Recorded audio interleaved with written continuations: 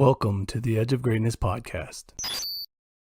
I'm a big believer that stretching our abilities and having moments of failure, as long as you have the right mindset, can be very beneficial. And I want to know if is that something that you've carried with you, or is it more of a confidence in your ability? What spurs that I'll figure it out when I get there mindset and mentality for you? Yeah, so to me, confidence isn't knowing that everything is going to go right. It's knowing that you'll be okay whether it does or it doesn't. And so I'm a big believer of failing forward, which I see is on. I'm actually in the middle of writing a TED talk, and it's in the works of it's about kind of the topic of failure and how the lessons that has taught me, and just being someone who's able to just put myself out there and go through those things.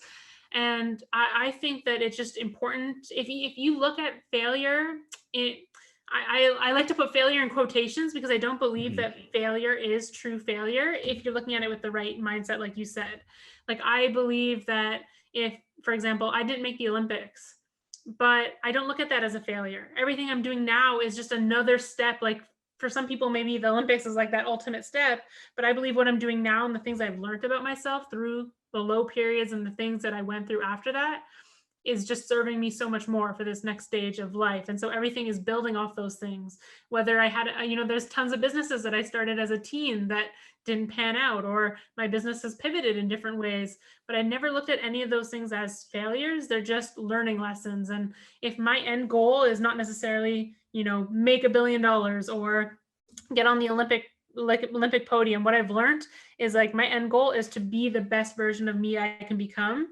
And that happens through learning and growth. And so putting myself out there and getting that feedback, whether it is through falling short on some things, is one of the best ways that I can push myself to learn and grow and progress. And so failure to me is not failure. It's literally just letting me adapt and get some feedback there to pivot and make different decisions. I love that. And I agree wholeheartedly that without moments of setbacks or failure, we don't optimize our success. We don't consistently find new ways to stretch our abilities and get better and reach our true potential.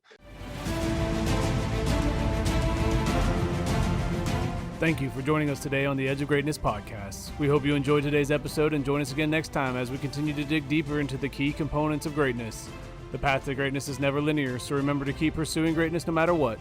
Keep stretching your abilities, reach for the stars, and fall flat on your face. But no matter what happens, remember, whenever we fall, always get up.